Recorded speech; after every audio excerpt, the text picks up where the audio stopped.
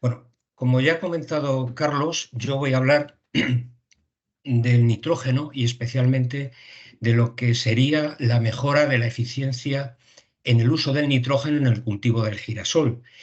Soy Antonio Vallejo, de la catedrático de la Universidad, como se os ha comentado, de la Universidad Politécnica de Madrid, y al hablar del nitrógeno, todos saben que es un elemento fundamental para la producción, para obtener rendimiento, para cualquier cultivo, también lo es para el girasol.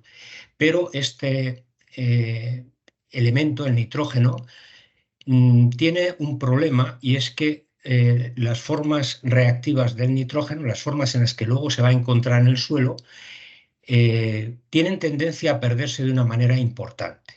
Y estas pérdidas, algunas causan contaminación ambiental en las aguas, en la atmósfera, y es lo que en realidad condiciona mucho la sostenibilidad de cualquiera de los cultivos. Si somos capaces de mantener rendimientos bajando las pérdidas o reduciendo al máximo las pérdidas, habremos conseguido el objetivo de la sostenibilidad. Eh, Nos vamos a centrar y también en el grupo operativo en las posibles pérdidas que se van a producir y en concreto, por ejemplo, la volatilización de amoníaco. Todos saben que el amoníaco se produce y se desprende del suelo fundamentalmente cuando se aplican especies, por ejemplo, fertilizantes inorgánicos, o sea, minerales orgánicos que contengan amonio, porque el amonio y el amoníaco están íntimamente relacionados, forman parte de un equilibrio. De manera que al ser el amoníaco un gas, cuando el amonio pasa a su forma amoníaco, pues, y está en la parte superior del suelo, se volatiliza y se pierde.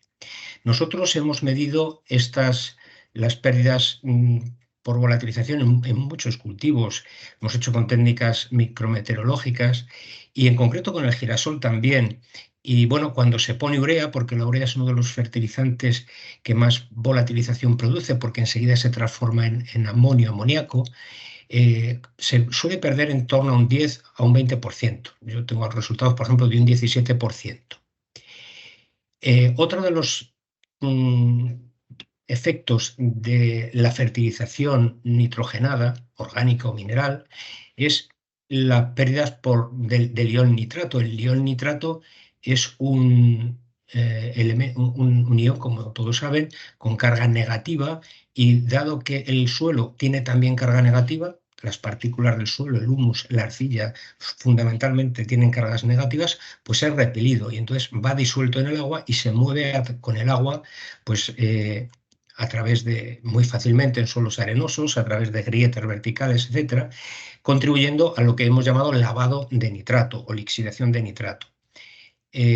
Nosotros hemos visto pérdidas en torno al 10-30%, en ese rango, 10 al 30% en diversas rotaciones, no solamente en el cultivo del girasol, porque depende mucho del drenaje. Para que haya lavado tiene que haber drenaje, y eso ocurre cuando llueve mucho, cuando se produce un movimiento del agua hacia las capas inferiores o cuando estamos regando.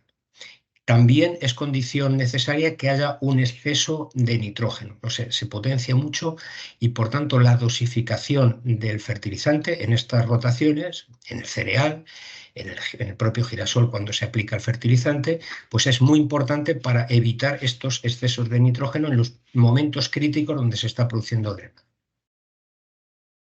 El último, Las últimas especies eh, que también causan, que tengo aquí puestas, como son el N2O, es decir, óxido nitroso, y el NO, que es óxido nítrico, son especies reactivas del nitrógeno que también se producen en el suelo y que tienen, a pesar de que su liberación es relativamente pequeña, en torno al 1% cada uno de ellos, y eso cuantitativamente no tiene importancia de cara a lo que es la pérdida de producción, pero sí lo tiene de cara a la contaminación, porque el N2O es un gas de efecto, es un gas de efecto invernadero, y contribuye de una manera muy importante a lo que es la huella del carbono de cualquier cultivo. Y en el caso concreto del girasol, cuando está destinado a biocombustible, pues disminuye mucho la eficiencia energética de todo el conjunto si este gas se produce en grandes cantidades. Mitigarlo es muy importante. Lo mismo nos ocurre con el NO, en este caso es más como contaminante porque aumenta el ozono y lógicamente es nocivo para los seres vivos. Centrándonos en el nitrógeno, es necesario recordar pues, que una tonelada de pipa de girasol puede extraer en torno a 30 o 40 kilos de nitrógeno, es decir, que el girasol es un cultivo bastante, extrae bastante cantidad de nitrógeno. Es verdad que hay dos estrategias, que es no fertilizar el girasol porque está en rotación con un cereal que se ha fertilizado abundantemente, a veces sobrefertilizado, y dada la capacidad que ya ha comentado antes Álvaro de extraer en las capas más profundas, pues es eficiente en utilizar ese nitrógeno. Esto sería una de las opciones que se están utilizando actualmente, pero esa opción tiene el riesgo, lógicamente, que estamos sobrefertilizando el cereal, se está perdiendo nitrógeno y podemos provocar también lavado en el conjunto de la rotación. Y luego tenemos la otra opción, que sería fertilizar el propio girasol.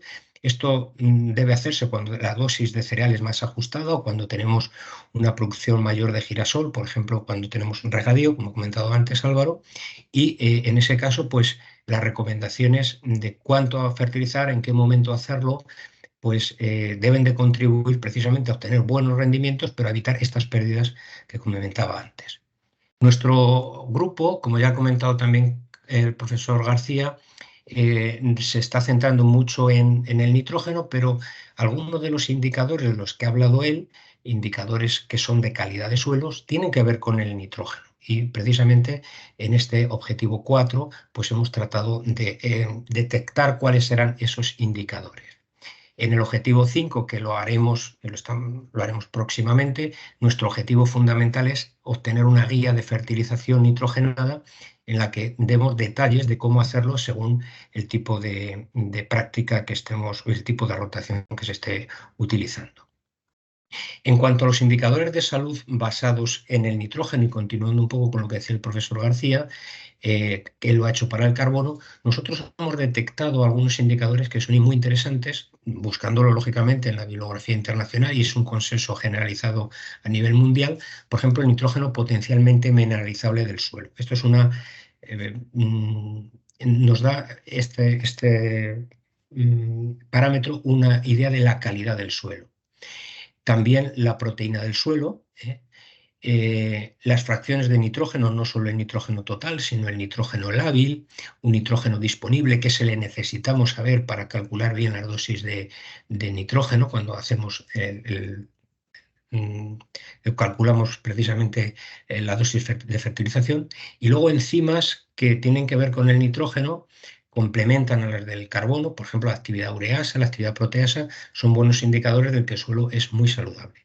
Hemos incluido también un nuevo indicador de gases de efecto invernadero que se está recomendando últimamente, pero enfocado también como servicio ecosistémico. Es decir, vamos a tratar de que nuestros suelos tengan una emisión lo más baja posible en este tipo de gases. Esto no lo detecta este indicador. Y ya por último, hemos incluido indicadores que estarían más enfocados a manejo del sistema, como es determinar cómo determinar el exceso de nitrógeno durante el ciclo de la rotación, cómo calculamos la eficiencia en el uso del nitrógeno, lo que llamamos NUE a escala de explotación, que esto es muy interesante para que nos permite saber si lo estamos haciendo bien o mal. Emisiones de N2O escalado al rendimiento, es decir, cuánto emitimos por cada tonelada de pipa o de producto. Y por último, pues un factor de volatilización de amoníaco que tiene mucho que ver con los inputs que pongamos en la fertilización. Bueno, pues yo quedo a su disposición para discusión, cualquier aclaración o pregunta que quieran hacer. Muchas gracias.